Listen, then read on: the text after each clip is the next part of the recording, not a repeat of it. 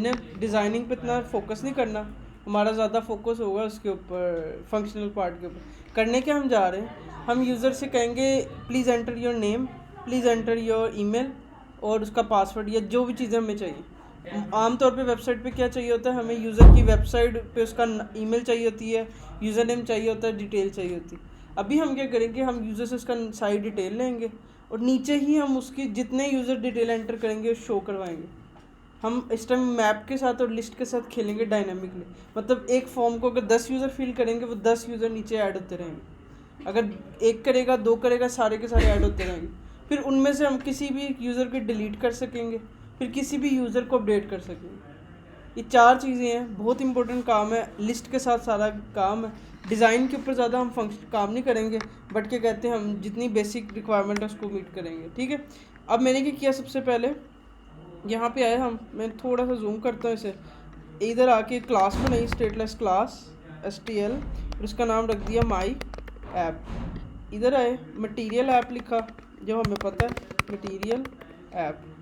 Material app के अंदर हमने लिखा होम, होम के अंदर लिखा होम स्क्रीन। ठीक है। होम स्क्रीन लिखने के बाद अब क्या करते हैं, हम एक फ़ाइल बनाते हैं, उसका नाम रखते हैं होम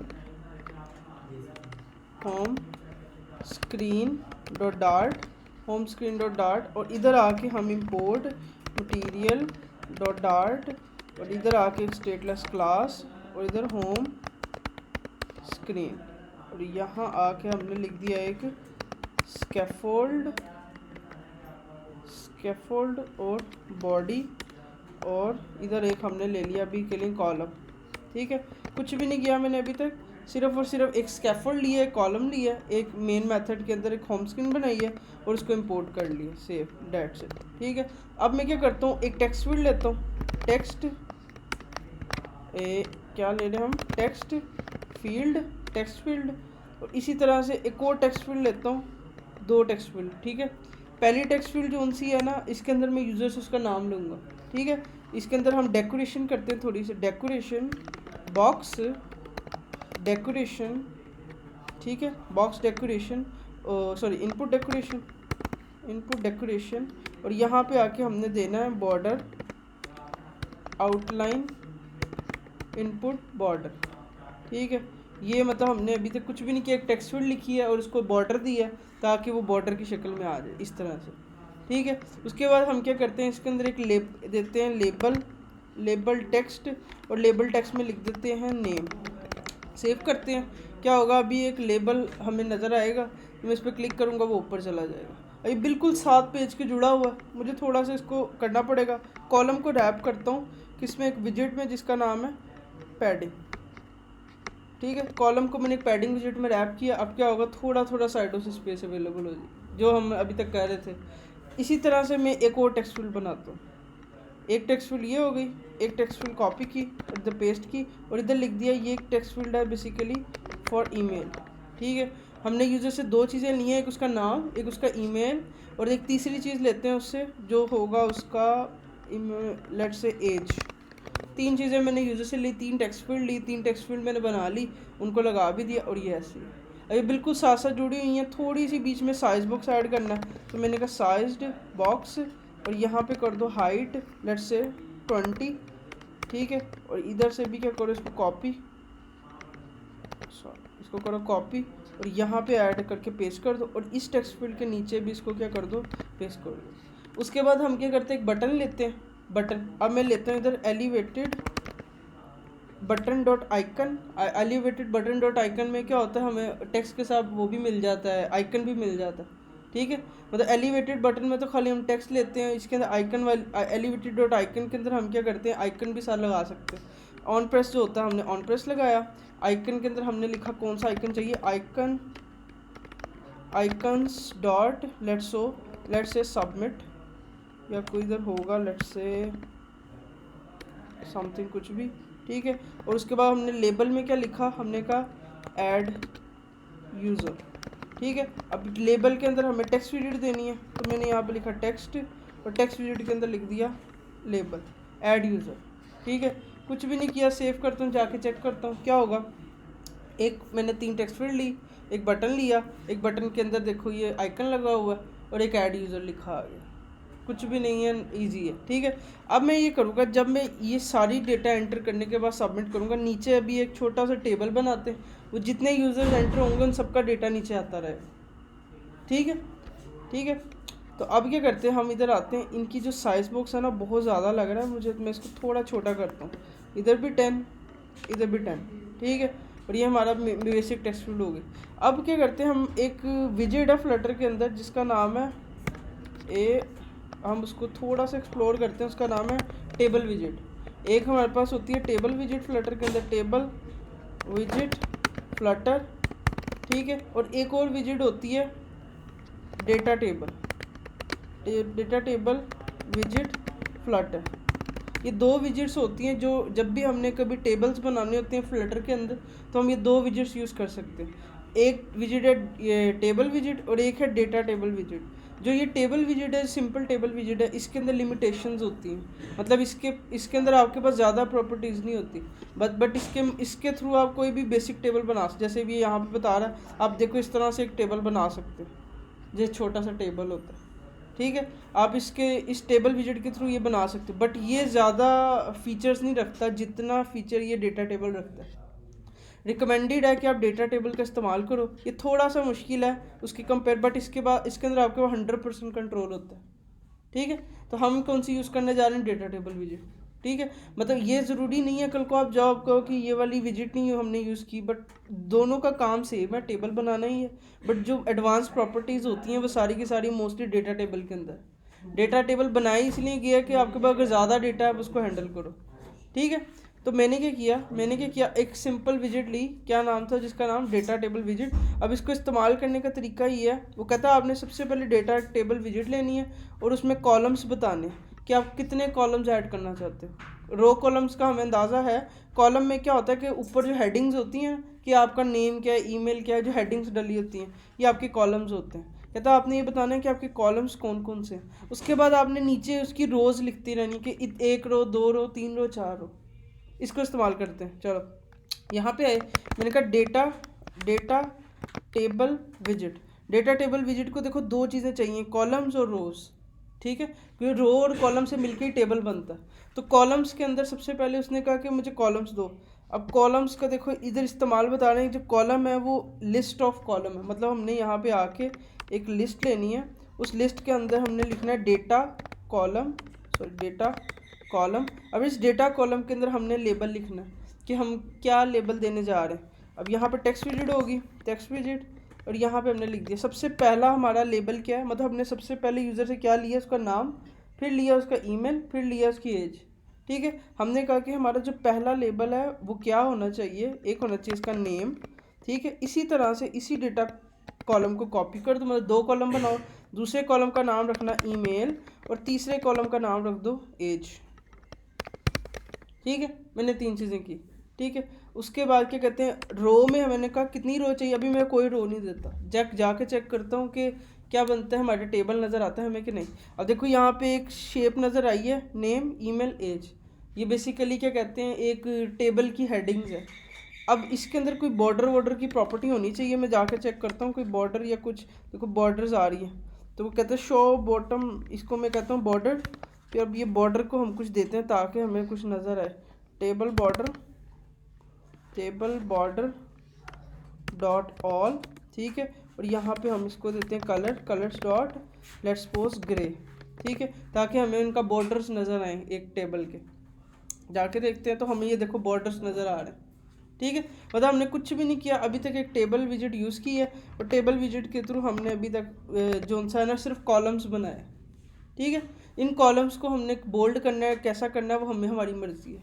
ठीक है, अब यहाँ रो के अंदर हमें क्या करना होता है, मल्टीपल रोज़ ऐड कर सकते हैं डेटा टेबल के अंदर। तो हम यहाँ पे क्या करते हैं, डेटा रो यूज़ करते हैं। अब डेटा रो जो सी है ना उसके अंदर हम डिफ़ाइन करते हैं कि कितने आपके सेल्स हैं, मतलब एक रो के अंदर कितने सेल्स हैं।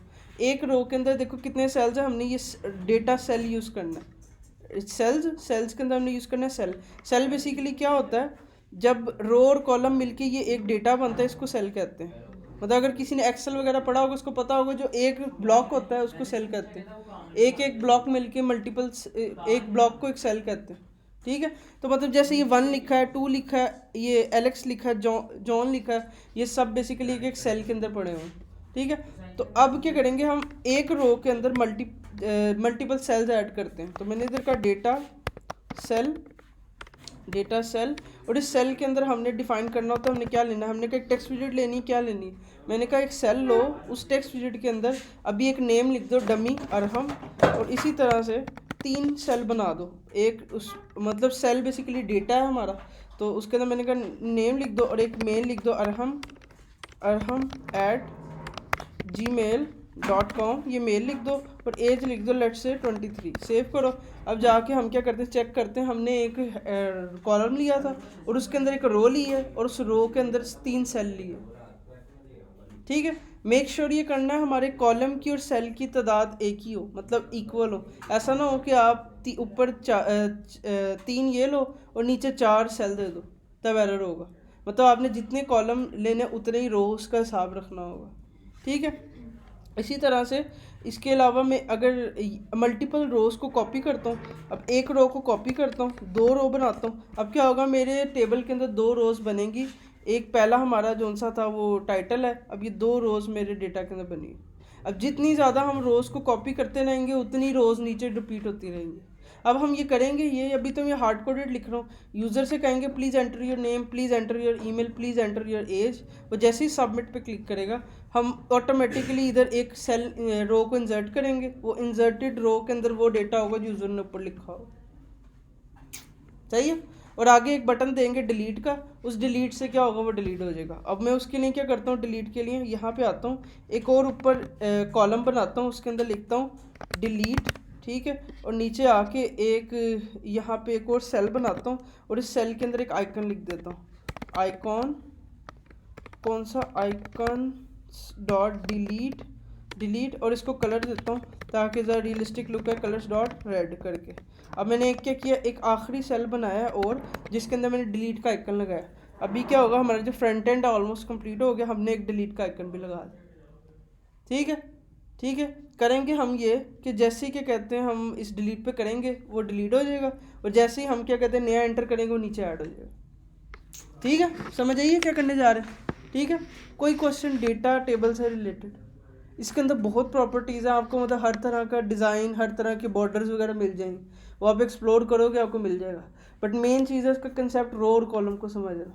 आपकी रो और कॉलम्स में क्या होगा, मैं दोबारा रिपीट कर रहा हूँ कि सबसे पहले हमने क्या करना है, डेटा टेबल लेना है, डेटा टेबल के अंदर हमने कॉलम्स लेने, कॉलम्स के अंदर हमने डिफाइन करने हमारे कितने कॉलम्स हैं, 1 2 3 4 5 6 जितने कॉलम्स हैं हमने वो लिख दिए। अगर किसी के अंदर आइकन लगना है तो आइकन विजिट यूज़ की, जिसके अंदर टेक्स्ट लगना है टेक्स्ट विजिट यूज़ करो।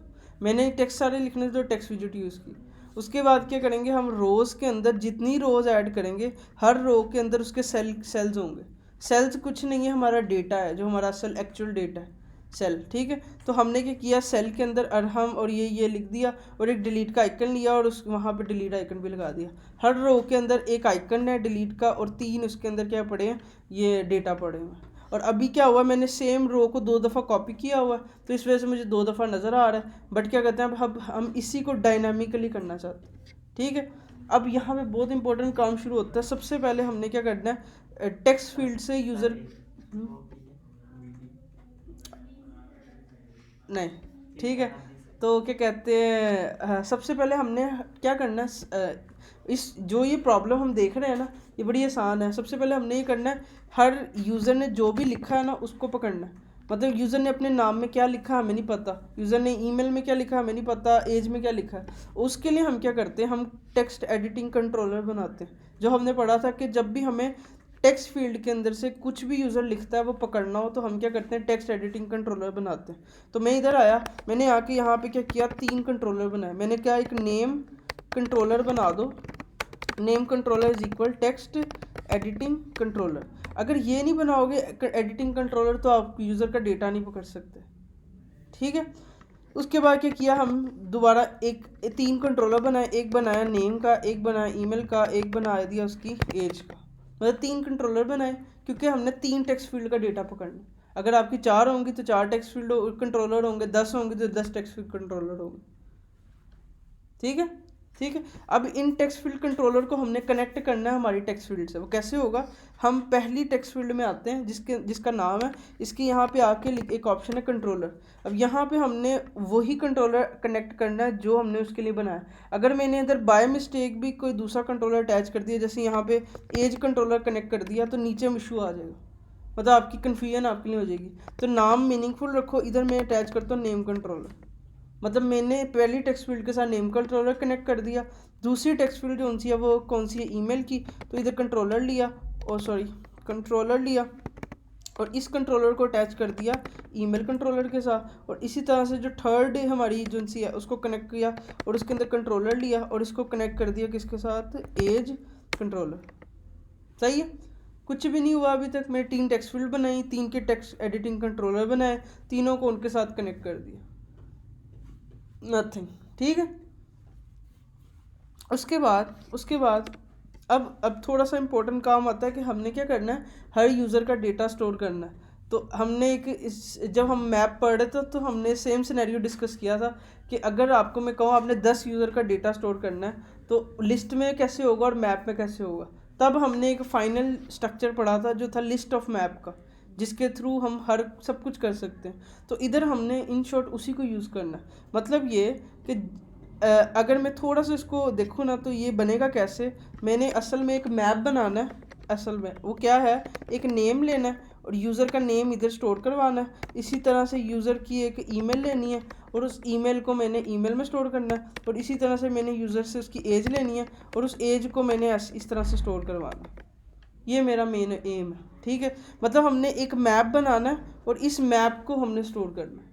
ठीक है, और मल्टीपल यूज़र्स होंगे तो हमने लिस्ट ऑफ मैप यूज़ करना है। ठीक है, तो हमने बेसिकली ये मैप को फॉलो रखना है कि हमने जो बनाना है। इसको मैंने कॉपी किया, मैं गया अपने बटन के ऊपर, कहाँ पे वो बटन है, ये एलिवेटेड बटन, इसके ऑन प्रेस के ऊपर। जैसे ही यूज़र ने 3 चीज़ें लिख ली, उसने बटन को प्रेस किया, तब क्या होगा, हमने क्या कहा, हमने कहा कि सबसे पहले एक वेरिएबल लो, वेरिएबल वार यूज़र डेटा। आप इसका नाम कुछ भी रखो, मैंने इसका नाम यूज़र डेटा रखा। मैंने कहा जैसे ही यूज़र इसको क्लिक करे, एक क्या करो, मैप बना दो, उसका नाम रख दो यूज़र डेटा। ठीक है, और यहाँ नाम की जगह पे ना जो नेम कंट्रोलर का टेक्स्ट है ना वो ऐड कर दो। नेम कंट्रोलर क्या है, बेसिकली जो नेम की टेक्स्ट फील्ड के साथ कनेक्ट हुआ हुआ, और यूज़र ने जो भी लिखेगा उसका टेक्स्ट नेम के अंदर रख दो। ठीक है, इसी तरह से ईमेल है, तो मैंने कहा कि भाई ईमेल कंट्रोलर का जो टेक्स्ट है ना उसको ईमेल के अंदर रख दो। और एज के अंदर क्या करो, एज कंट्रोलर का जो टेक्स्ट है ना उसको एज के अंदर रख दो। इधर तक कोई मुश्किल एनीथिंग पूछ ले भाई, टाइम निकल जाना। टेक्स्ट क्यों लगाया आपने सबके साथ? कौन सा टेक्स्ट, ये जब भी कंट्रोलर के अंदर डेटा आता है वो हमेशा उसके टेक्स्ट में आता है। कंट्रोलर का मतलब है कि कंट्रोल कर रहा है पूरी टेक्स्ट फील्ड को, और उस कंट्रोलर के अंदर सिर्फ वो टेक्स्ट की प्रॉपर्टी के अंदर वो डेटा होता है जो यूज़र लिखता है। मतलब ये भी तो मैटर करता है ना, यूज़र ने कब क्लिक किया, यूज़र का टाइम क्या था, वो सारे टाइम स्टैम्प वगैरह इस कंट्रोलर के अंदर होता है। तो हमें सिर्फ उसका टेक्स्ट चाहिए, जो यूज़र ने लिखा हो वो टेक्स्ट चाहिए। तो जब भी टेक्स्ट एडिटिंग कंट्रोलर लगाएंगे हमेशा उसके टेक्स्ट में डेटा होगा, ना कि कंट्रोलर के अंदर होगा, कंट्रोलर के टेक्स्ट के अंदर। ठीक है, तो हमने क्या किया, सबके टेक्स्ट को उनकी डेटा को दे दिया। ठीक है, अब हमने क्या किया, एक और जो इम्पोर्टेंट काम था, हमने क्या किया, एक यहाँ पे बाहर आए एक लिस्ट बनाई, यूज़र, ये मैं कहता हूँ ऑल यूज़र्स। मैंने एक लिस्ट बनाई जो शुरू में खाली पड़ी हुई है, एक लिस्ट है जिसमें सारे के सारे यूज़र्स पड़े हुए हैं। ये यूज़र्स की जो लिस्ट है वो खाली पड़ी हुई है। अब हमने इस यूज़र के अंदर अपना डेटा ऐड करना है। ठीक है, तो अब इसको करने के लिए मैं थोड़ा सा 1 मिनट सिनेरियो चेंज करता हूँ। ये लिस्ट है, इस लिस्ट के अंदर बेसिकली हमने ये ऐड करना है, एक नेम अभी के लिए एक डमी अरहम लिखता हूँ, और उसके बाद इसके अंदर एक ईमेल, और ईमेल के अंदर मैं लिखता हूँ लेट्स से पे अरहम, और इधर आके मैं क्या करता हूँ, इसकी एज, और एज के लिए मैं लिखता हूँ कि एज क्या है मेरी, लेट्स से मैं कहता हूँ इधर 23। ठीक है, क्या हुआ, ये सही है। ठीक है, अभी मैंने क्या किया, ये बहुत इंपॉर्टेंट है कि हमने ऑल यूज़र्स की एक लिस्ट बनाई थी, ब्रैकेट किससे मुझे पता चला, स्क्वायर ब्रैकेट से, और उसके अंदर एक यूज़र का डेटा ऐड किया हुआ हार्ड कोडेड। मतलब मैंने क्या लिस्ट ऑफ मैप बनाया है और एक लिस्ट है, लिस्ट मतलब मल्टीपल यूज़र्स हैं और उनमें से सिर्फ एक यूज़र अभी ऐड हुआ हुआ। अब इसको नीचे शो कैसे करवाना है, मैं नीचे आता हूँ अपने इसके ऊपर रो के ऊपर, यहाँ पे जितनी भी रोज़ लगी हैं मैं इनको हटा देता हूँ, अभी सिर्फ एक रो को छोड़ता हूँ। यहाँ पे जो सी ये रोज़ के अंदर आना है, इसके ऊपर हमने एक लूप लगानी है। लूप इसलिए लगानी है क्योंकि मल्टीपल आइट्रेशंस हमने करनी है, ठीक है। यहाँ पे आके एक फॉर लूप लगाता हूँ, अब फॉर लूप लगाता हूँ, फॉर इन लूप लगाता हूँ ताकि हमारा सेंटेक्स छोटा हो जाए, ठीक है। वार यूज़र इन कहाँ पे, अब हमने यहाँ पे अपनी लिस्ट का नाम देना है, मतलब हमारी लिस्ट का नाम क्या, अभी हमने जो ये बनाई है ऑल यूज़र्स, ऑल यूज़र मतलब हमने सारे यूज़र शो करवाने, तो हमने लूप लगा दी सारे यूज़र्स के ऊपर। ये इस यूज़र के अंदर हमें क्या मिलेगा, एक यूज़र का डेटा, ठीक है। हमने कहा कि अब क्या करो, टेक्स्ट फील्ड के अंदर यूज़र के अंदर आपको क्या मिलेगा, यूज़र के अंदर आपको एक डेटा आएगा, वो क्या होगा, क्या होगा वो, एक मिनट, वो होगा, एक मिनट, हम इसको क्या करते हैं, इस तरह से यूज़र आएगा और इसके अंदर एक नेम की फील्ड आएगी, इसको टू स्ट्रिंग कर दो, ठीक है। और टू स्ट्रिंग के गलती से भी उसके अंदर नल ना आ जाए। टेक्स्ट विजेट को हमेशा स्ट्रिंग चाहिए होती है, तो अगर हमें बाय चांस भी इसके अंदर कुछ और डेटा आ गया तो वो क्रैश हो सकता है। तो हमने अपनी सिक्योरिटी के लिए यहाँ पर टू स्ट्रिंग कर दिया ताकि जो डेटा है वो स्ट्रिंग में शो हो। उसके बाद हमने यहाँ पे ईमेल नहीं लिखनी, हमने लिखा यूज़र के अंदर जो हमने यूज़र्स, मतलब ये यूज़र्स के अंदर, मतलब यहाँ पे एक ईमेल रखी हुई है, वो दिखाओ, जो हमने स्पेलिंग यहाँ पे दी है। हम नीचे आए, हमने यहाँ पे लिख दिया कि यहाँ पे आके एक ईमेल दिखा दो और इसको भी डॉट टू स्ट्रिंग कर दो ताकि क्या कहते हैं ना, अगर कोई बाय चांस होता है वो रिमूव हो जाए, ठीक है। उसके बाद यहाँ पे आए फाइनली, उसके ऊपर मैंने आके क्या कहा कि ना, अब क्या करो यूज़र, ठीक है, और इसके अंदर आके क्या करो, क्या था, एज, और इसको भी आप टू स्ट्रिंग कर लो ताकि हमारी जो सी है वो हट जाए। सेव करता हूँ। अभी क्या होगा, यहाँ पे एक रो ऐड होगी क्योंकि मैंने हार्ड कोडेडली एक रो रखी है, ये अरहम 23, और वो कहाँ से आ रहा है, बेसिकली वो यहाँ से आ रहा है। अगर मैं इसको यहाँ से चेंज करता हूँ @gmail.com, तो क्या होगा कि इधर मेरी जो सी वो डेटा है वो हार्ड कोडेड उधर से आ रहा है, ऊपर से आ रहा है, ठीक है। और अब देखो, अगर मैं इधर ही ऊपर ही इसको 2 कर लेता हूँ, इसे कॉपी करता हूँ, पेस्ट करता हूँ, तो अब क्या होगा, 2 यूज़र्स का डेटा डायनामिकली चेंज हुआ है। ये मतलब ये जो हमने ऊपर एक लिस्ट बनाई है ना ऑल यूज़र्स की, इसके अंदर हमने इस तरह से डेटा को इंसर्ट करना है। मतलब हर एक यूज़र के लिए हमें एक मैप बनाना है, हर यूज़र का अपना नाम होगा, हर यूज़र की अपनी ईमेल होगी, हर यूज़र की अपनी एज होगी। इस तरह से हमने मल्टीपल यूज़र्स का डेटा ऐड करना है। तो अभी तो हम ये हार्ड कोडेड कर रहे हैं, बट एक्चुअल में हमने इसको खाली रखना है, बिकॉज हमें शुरू में कोई यूज़र नहीं चाहिए अपनी तरफ से। हमने ये करने के बाद क्या करना है, फाइनली हम आखिरी स्टेप पे हैं, हमने ये करना है कि जैसे ही वो यूज़र बटन को प्रेस करे, सबका टेक्स्ट पकड़ लो, टेक्स्ट करने के बाद एक मैप बना दो, हर यूज़र का एक नाम होगा, हर यूज़र की ईमेल होगी, हर यूज़र की एज होगी। ये करने के बाद क्या करना, ऑल यूज़र जो हमने एक मेन अरे बनाई है, लिस्ट बनाई है, डॉट ऐड का फंक्शन लगाओ। डॉट ऐड क्या करती है, उसके अंदर ऐड कर देगी, जैसे अभी हम खुद लिख रहे थे। और यहाँ पे हमने क्या करना है, जो ये वेरिएबल के अंदर डेटा रखा ना, यूज़र डेटा, उसको इसके अंदर ऐड कर दो, डेट सेट। सिर्फ इतना काम था। मतलब ये जो ऐड मेथड है, ये लिस्ट का मेथड है, ये ऑटोमेटिकली डायनेमिकली अरे के अंदर डेटा ऐड कर देगा और हमारा डेटा जो है वो टेबल के अंदर शो हो जाए।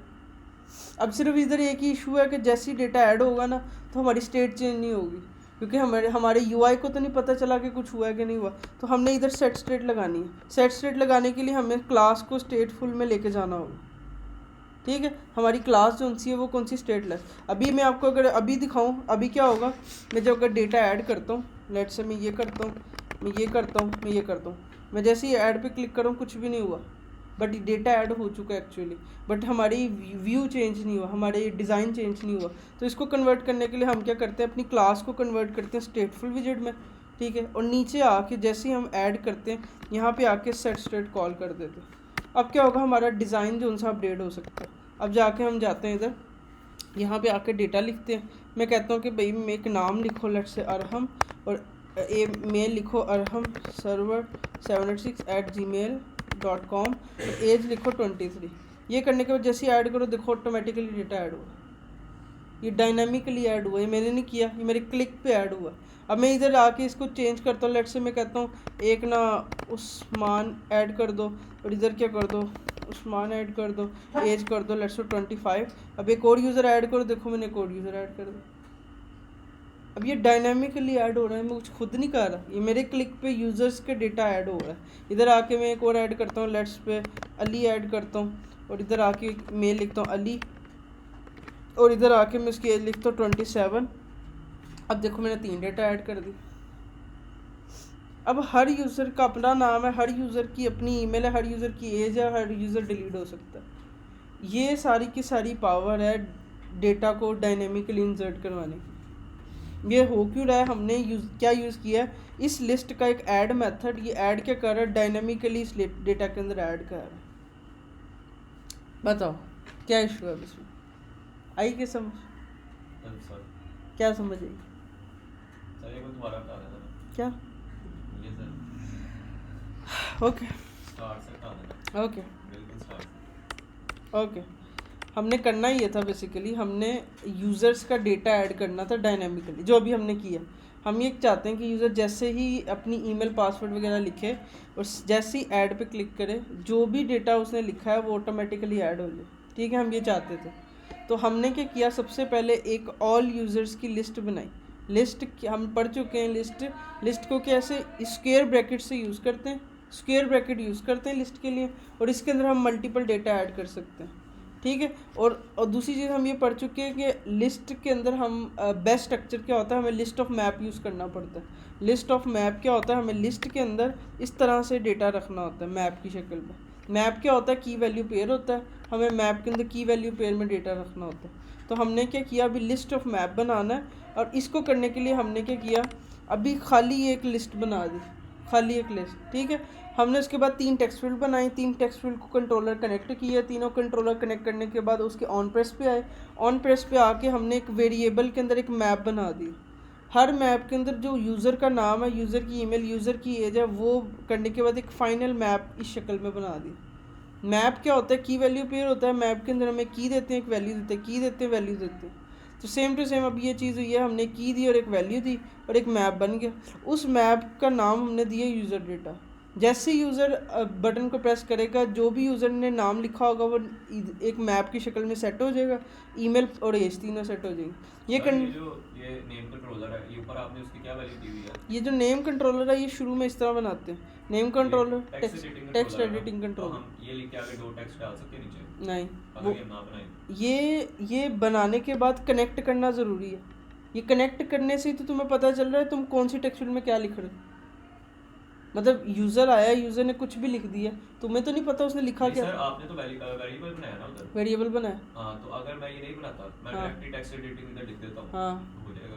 कैसे हो जाएगा? तो टेक्स्ट फील्ड से तो कनेक्ट ही नहीं हुआ।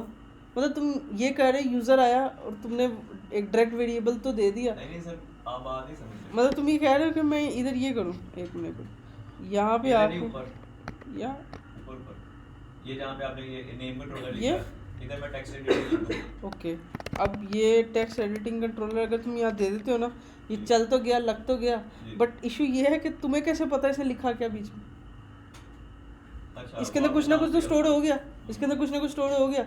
अब ये भी तो किसी में स्टोर करना ज़रूरी है ना, कोई वेरिएबल हो जिससे हम उसको पकड़ें। मतलब इसके अंदर कुछ ना कुछ स्टोर हो जाएगा डेफिनेटली, और बट तुम नीचे नहीं उसको पकड़ सकते। उसको पकड़ने के लिए तो हमने एक ऊपर वेरिएबल बनाया ताकि नीचे उसको पकड़ सके, स्कोप के साथ खेला है, वरना ये चल तो जाना है बिल्कुल, बट हमें ये पता ही नहीं चलेगा यूज़र ने लिखा क्या था। तो हमने एक अलग से वेरिएबल बना के इसको कर दिया।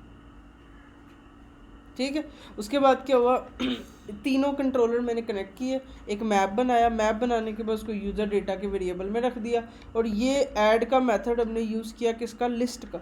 लिस्ट के बाद मल्टीपल मेथड होते हैं, हमने लिस्ट के अंदर ऐड करना है, मतलब एक यूज़र ऐड करना है, तो देखो कितना सिंपल मेथड है, डॉट ऐड, और ऐड के अंदर हमने वो मैप ऐड कर देना जो हमने इधर ऐड करना। उसके बाद स्टेट कॉल कर दी ताकि स्टेट चेंज हो जाए।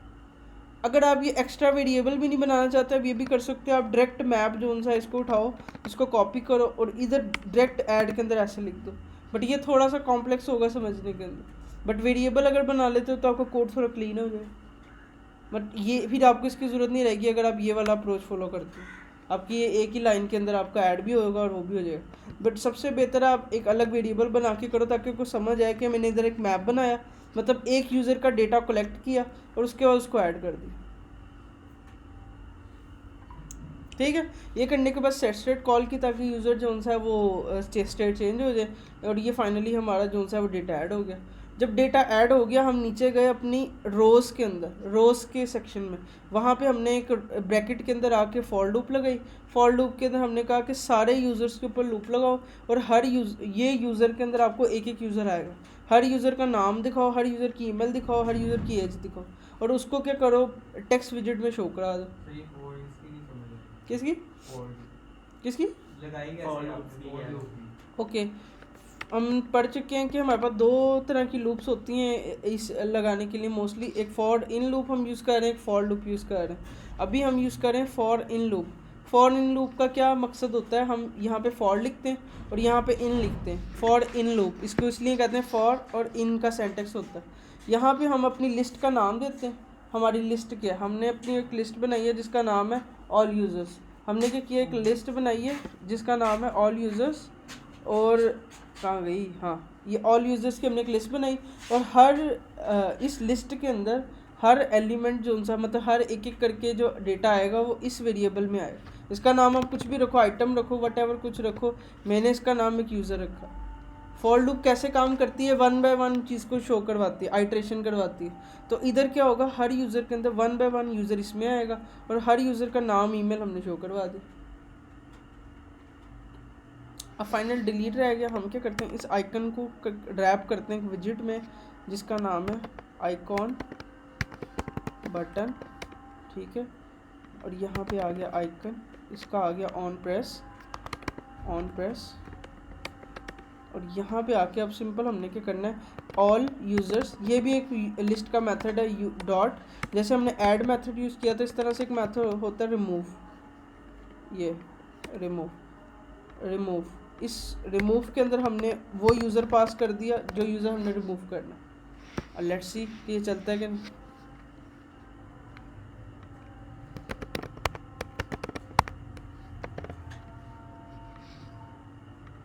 अभी तक हमने स्टेट कॉल नहीं की रिमूव के बाद, हमने यहाँ पे सेट स्टेट नहीं लिखा। सेट स्टेट नहीं लिखेंगे तो व्यू को नहीं पता चला कि ये आया है कि नहीं, या रिमूव हुआ है कि नहीं। Let's see. और हम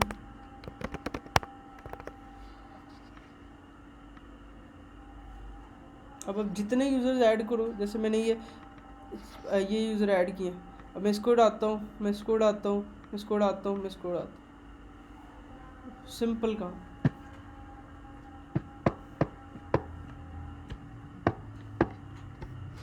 इसको थोड़ा और रिफाइन करते हैं।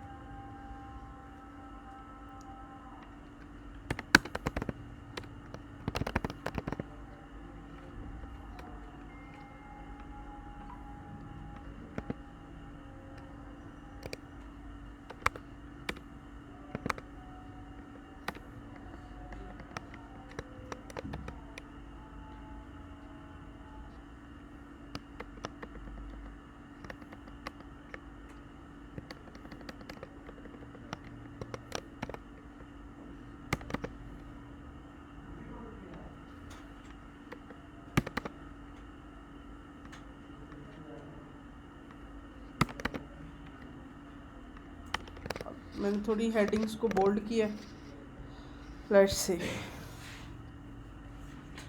अब हमारी हेडिंग्स थोड़ी बोल्ड लग रही है। अब हम डेटा ऐड करते हैं और इधर ऐड करते हैं और ये हमारी जो चीज़ है फंक्शनल वो बन गई है। अब आप जितने चाहे क्या कहते हैं, अब एक इसमें ड्रॉबैक ये है कि जैसे यूज़र ऐड करता है टेक्स्ट फील्ड खाली नहीं होती, टेक्स्ट फील्ड जो उनसी है वो फिल रहती है, ठीक है। तो इसको खाली करने के लिए बहुत आसान तरीका है, जैसे यूज़र ऐड हो जाए उसके बाद नीचे आओ, यहाँ पे क्या करो, नेम कंट्रोलर डॉट क्लियर कर दो। इसी तरह से हर कंट्रोलर को हमें क्लियर करना पड़ेगा। जैसे ये नेम कंट्रोलर क्लियर कर दो, उसके बाद ईमेल कंट्रोलर क्लियर कर दो, उसके बाद क्या करो और कौन सा, एज कंट्रोलर। अब जैसे ही यूज़र अपना फर्स्ट डेटा एंटर करेगा वहीं से ये जो टेक्स्ट फील्ड है खाली हो जाएगी खुद ब खुद।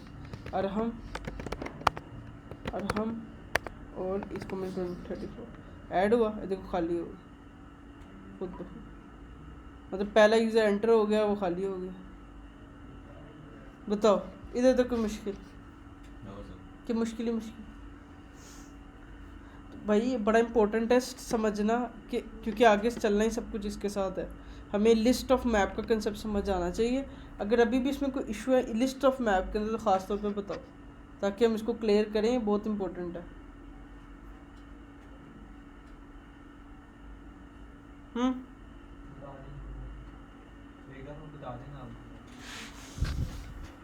अच्छा मैं कहता हूँ कि तुमने एक यूज़र का डेटा स्टोर करना है। तुम्हारा नाम क्या है? मैंने क्या किया, एक मैप बनाया। मैप के अंदर क्या होता है, की वैल्यू होता है। मैं कहता हूँ एक नेम की फील्ड, नेम की की रखो, उसके अगेंस्ट इसकी वैल्यू रखो। मैं कहता हूँ एक फैज़ान यूज़र है, ठीक है। फिर उसके बाद मैं कहता हूँ तुम्हारी एज क्या, एज एक की रखी क्या, 18। झूठ बोलने को नहीं कहा, सच बोलने को कहा 18। कुछ भी बोल देना, चलो सही है, ठीक है। और क्या कहते हैं तुम, और क्या कहते हैं तुम्हारा CNIC क्या नंबर? चलो कुछ भी हो सकता है, ठीक है। मैं कहता हूँ कि ना भाई इसका CNIC नंबर है, लेट्स से ये, ठीक है। उसके मैं कहता हूँ तुम्हारा फ़ोन नंबर क्या है।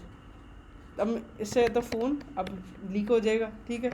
मैं क्या करता हूँ, मैं एक फ़ोन नंबर लेता हूँ, मैंने एक फ़ोन नंबर रख लिया, ठीक है। उसके बाद मैं कहता हूँ कि अच्छा तुम्हारा ना, और हाइट क्या है तुम्हारी हाइट, तो लेट से मैं कहता हूँ 5.0, ठीक है। उसके बाद मैं इससे पूछता हूँ कि अच्छा तुम्हारे ना आंखें कितनी मतलब हमने बहुत सारी इन्फॉर्मेशन जो रियल यूज़र की चाहिए होती है। और क्या कहता, हाँ आपका जेंडर क्या है, सॉरी ये तो भूल ही गया मैंने, इधर रख दिया, ठीक है। उसके बाद क्या कहते हैं, और क्या होता है उसके अंदर, वेट क्या है तुम्हारा, वेट VEIGHT वेट, और वेट कितना है तुम्हारा, लेट से 20 kg, ठीक है। मैंने क्या किया, ये सारा डेटा रख ले। अब हर यूज़र से तुमने ये सारा डेटा लेना, ठीक है। और इधर ना ईमेल रह गई है, ईमेल क्या है तुम्हारी, और मैंने इसकी लेट से तुम्हारी ईमेल रख दी है एक XYZ या लेट्स को fazan@gmail.com। इसका चलो 50, ठीक है 50, ठीक है। अब इस तरह से तुम्हारी सारी इन्फॉर्मेशन मैंने एक मैप में रख ली।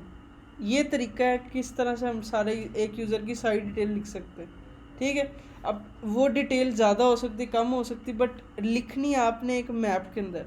मैप क्या होता है, जिसके अंदर की होती है फिर वैल्यू होती है, की होती है वैल्यू होती है, की होती है वैल्यू होती है। मतलब ऐसा नहीं होता कि अब मैं इनमें से कोई भी नंबर फिक्स उठा लूँ, लेट से मैं कहता हूँ ये क्या है, अब तुम देख के बताओगे ये जेंडर है, फिर मैं तुम्हें कहूँ ये क्या है, तुम कहोगे ये वेट है, ये क्या है, मैं कहूँगा तुम कहोगे CNIC है। मतलब एक यूज़र की सारी डिटेल इस तरह से एक मैप के अंदर होती है, ठीक है। और हमें अब 10 या 1000 यूज़र का डेटा चाहिए। अब वो 10,000 यूज़र का डेटा एक मैप में नहीं आ सकता। अब मैं कहूँ ठीक है चलो ये बना लिया ना, अब अरहम की डिटेल भी साथ साथ सेव करो। अब तुम क्या करोगे, ये करोगे नेम अरहम। अब देखो यहाँ पे वैलिड मैप की लिमिटेशन ये होती है, मैप के अंदर एक की के नेम होता है, मतलब नेम की यूज़ हो चुकी हुई है फैज़ान। अब तुम क्या दोबारा नेम की यूज़ करोगे, कहेगा भाई ये गलत है, ये गलत हो गया। मैं फिर इसको अच्छा नेम 1 करूँगा, तो मैं कब तक ये नेम 1 एज 1 ये करता रहूँगा, तो ये चीज़ें याद रखना बड़ा मुश्किल हो जाती है। इसके लिए हमने क्या किया, हमने कहा कि भाई इसको ईजी करो, क्या करो, एक मैप बना दो। एक मैप का मतलब एक यूज़र का डेटा, ठीक है। और उसके अंदर मल्टीपल यूज़र्स रखने हैं तो उसको लिस्ट में कर दो, लिस्ट ऑफ मैप, ये ब्रैकेट साइड में मैंने ऐड किया लिस्ट की। अब क्या करो, तुम मल्टीपल यूज़र्स लो, कोमा डालो और उनको पेस्ट कर दो। अब मैंने इस टाइम एक लिस्ट बनाई थी, एक लिस्ट के अंदर 2 यूज़र का डेटा। अब जैसे ये दूसरा यूज़र जो था वो लेट से अरहम है, ठीक है, और उसकी जो सी एज है लेट से 23 है, और उसका जो CNIC लेट से यही है, फ़ोन नंबर उसका लेट से कुछ भी है, उसकी हाइट जो सी है लेट से 5.3 है, मेल है, और एज है, और लेट से मैं कहता हूँ उसकी जो सी ईमेल है वो भी है, ठीक है। अब मैंने क्या किया, एक लिस्ट के अंदर 2 यूज़र का डेटा स्टोर किया। मैं कल को कहता हूँ एक तीसरा यूज़र भी है, आप क्या करोगे, सेम इस मैप की कॉपी एक स्टोर करोगे उसी लिस्ट के अंदर कोमा डाल के, और उसके अंदर इसका डेटा चेंज कर दो। मतलब इन शॉर्ट हमने जब लिस्ट ऑफ यूज़र स्टोर करना होता है, लिस्ट ऑफ यूज़र्स, तो हम क्या करते हैं, लिस्ट ऑफ मैप का इस्तेमाल करते हैं। इसी को लिस्ट ऑफ मैप कहते हैं। ये सारी की सारी टर्म सिर्फ बोल रहा हूँ, उन्हीं अल्फाज में इसका मतलब छुपा हुआ है। लिस्ट ऑफ मैप, लिस्ट के अंदर मैप्स होंगे, ठीक है। तो यहीं पे हमने ये किया, हमने एक लिस्ट बनाई जो शुरू में खाली थी, ऑल यूज़र्स की एक लिस्ट थी, शुरू में खाली थी।